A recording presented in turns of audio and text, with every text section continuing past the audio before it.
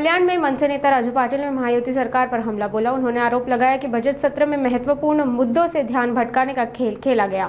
कराड़ मुंडे, अबू औरंगजेब, नागपुर, दिशा साइलिन और कुणाल कामरा जैसे मुद्दों को उठाकर जनता के असली सवालों से बचने की कोशिश की गई। नाही, खरं तर कसं आहे बघा, ते कुणाल कामराने जो ट्विट केला आहे ती क्लिप मला वाटतं जानेवारी महिन्यातली आहे.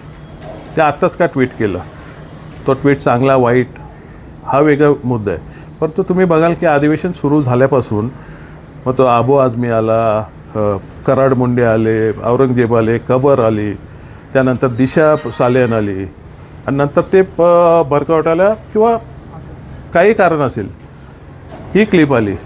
एकंदरीतच खूप दिवसांनी पूर्ण काळ अधिवेशन चालू होतं. अधिवेशनात महत्त्वाचे प्रश्न सुटतात, परंतु ही दोघांची इच्छा नाही आहे का याच्यात.